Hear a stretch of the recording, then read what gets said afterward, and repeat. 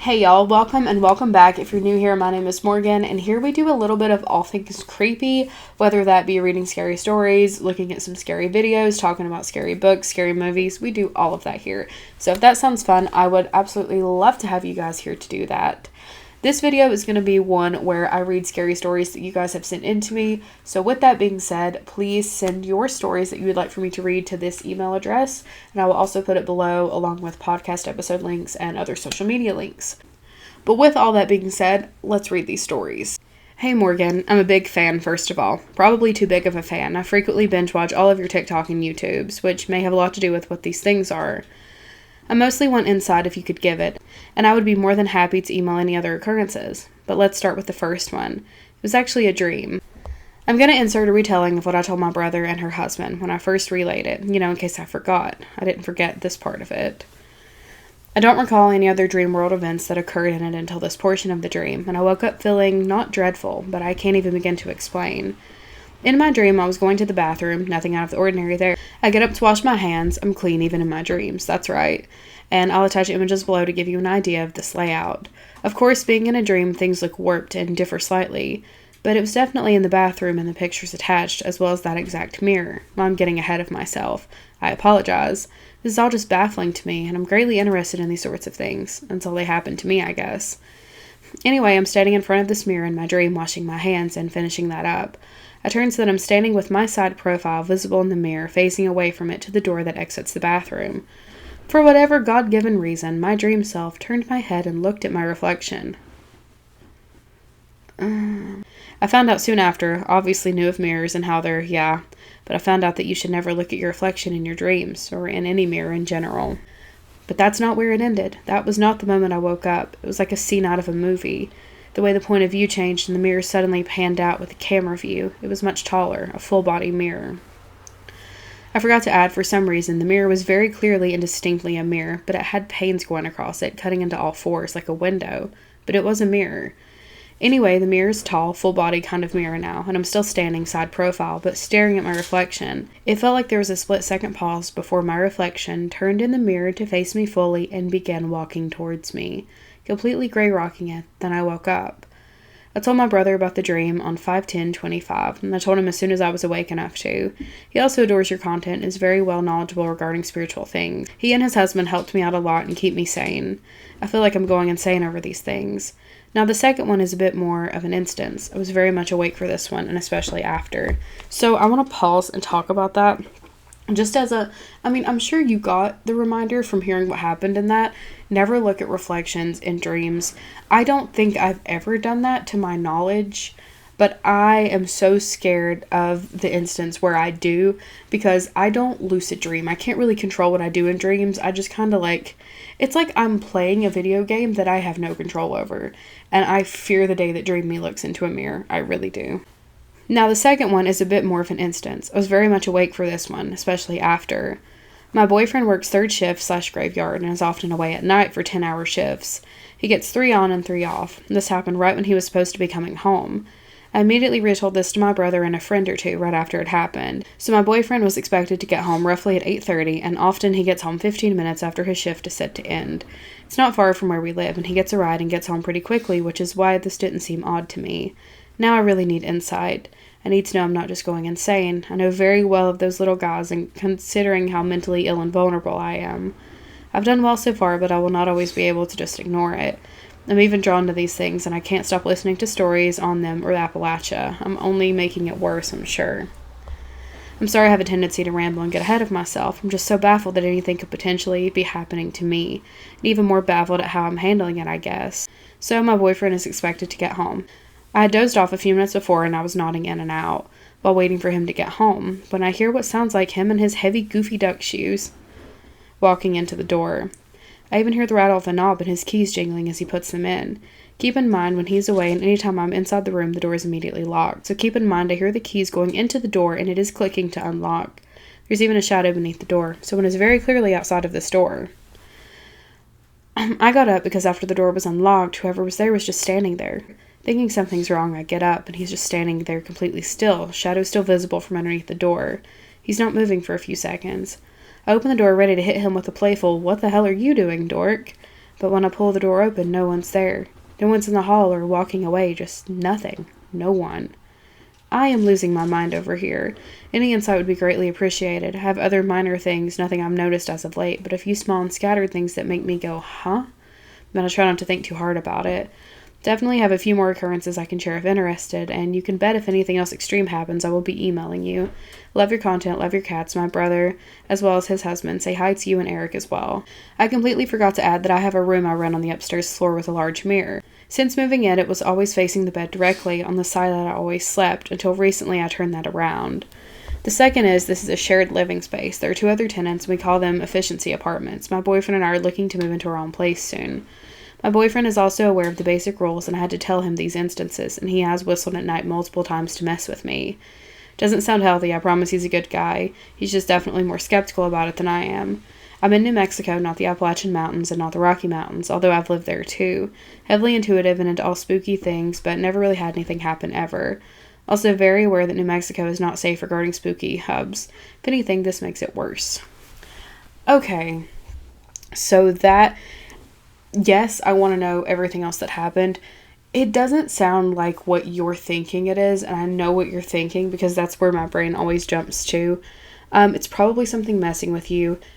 Luckily, and this is what I tell people, because social media will have you thinking other things, because people upload things on mimics all the time, whether it be true, fake, whatever. You're seeing this content a lot.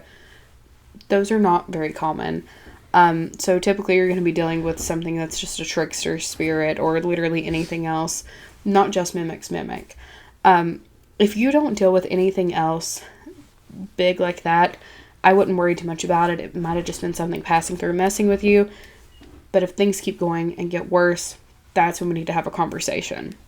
So keep me updated, send me more stories, and just try your best to ignore anything you can. I know that's difficult. I know. I don't either. I literally don't either. I tell you guys to ignore it, and I don't do it myself. But try your best to distract yourself so that you don't hear or see weird things in the house. I recommend just like always keeping background noise on. Keep something on your TV, keep something on your phone, and that'll really help.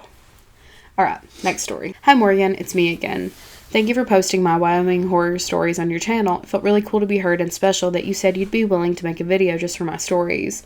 I'd be so honored. I'm sorry it's taken so long to come back and write about my next stories.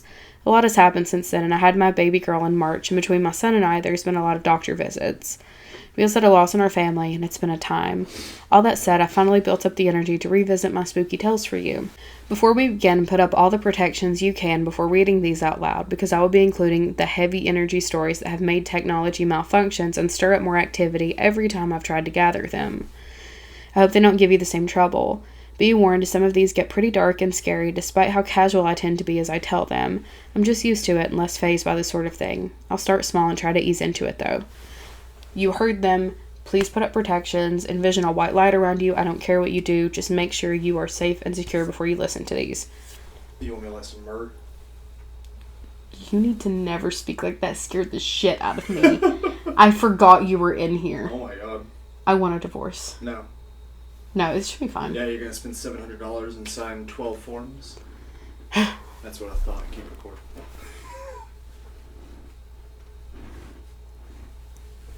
Anyways, here are my... Also, put in your AirPods. Stop listening to me. Don't perceive me. I have one AirPod in. You should probably put 2. You're going to hear 2 things at once and not be able to read your book. The left one's dead.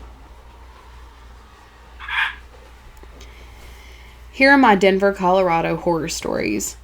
My first experience with the paranormal happened when I was very young, a few years old at best.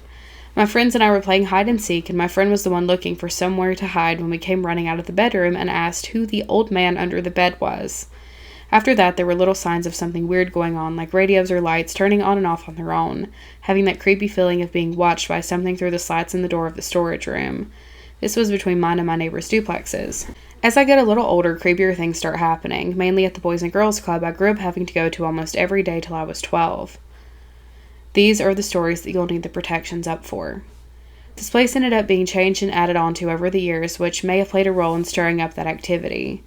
There was an old side versus the newer side, and on the side in the old bathroom, the light needed a special key to turn it on and off, so no one could flick it on or off like a normal light. There was a lot of times kids would get locked in that bathroom and the light would turn itself off. when no one else was around to either be pranksters trying to scare them or hear the screams and cries from the kids that were locked in there by themselves in the dark. One time, a few other kids and I decided to play Bloody Mary in that bathroom. We took turns going in and playing it alone while everyone else listened from outside the door, supposedly so we couldn't mess with each other. Mostly nothing happened, which was usually my experience playing that game, but there was one time I tried it and something did happen, but not what you'd expect. I didn't see anyone in the mirror. After saying her name, the lights went out on their own. One of the stalls had a green glow coming from inside of it. I opened it to check if someone was in there trying to freak me out, but no one was in there, and the glowing stopped. There also used to be a swimming pool at this club, and it was known to be one of the more haunted spots. It was unusually deep as far as I've ever been in. The shallow end was 5 feet, and the deep end went to 12 feet, so younger kids were usually required to wear life jackets to go into it unless they proved themselves as able to swim. So, as I'm learning about a haunting in the pool, a group of kids were daring each other to go peek into it. It was closed, and you could see what would happen. No one wanted to go look at it by themselves. So I volunteered to check it out, and sure enough, as I peeked through the window, I could see the splashing in the water like someone was swimming across the length of the pool. Another time, I was standing at the edge looking down at the water when I felt a hand shove on my back that sent me falling headfirst into the pool. I popped up at the surface pretty immediately and was pissed, looking around for who pushed me, and no one was in that area. The scariest part happened when I was around 9.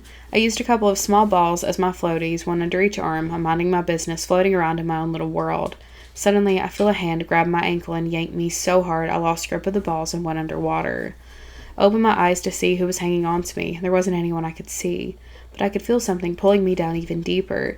I kicked as hard as I could and surfaced a couple times, splashing and choking and trying to yell for help. The lifeguard was 10 or so feet away, but was completely oblivious, looking the other way. It held on to me and pushed me back under a couple more times till I managed to kick myself free and grab onto the side of the pool. I literally almost died and no one noticed. I think Pool Ghosty wanted company, and that's the story that caused technical difficulties, so hopefully you'll have better luck getting it out than I did. Thankfully, that pool no longer exists. I've since revisited that place and they filled it with concrete and built a staying room over it. I can only hope that put an end to those kinds of stories, but I couldn't tell you for sure. Let me know if you have any questions or skim through the list I gave you in the last email about the different cities I lived in and what stories you'd like to hear from me next. Poltergeist, mimics maybe, ghost car or train, orbs, or other ghosts passing through. Pick a card, any card. I've got stories for days.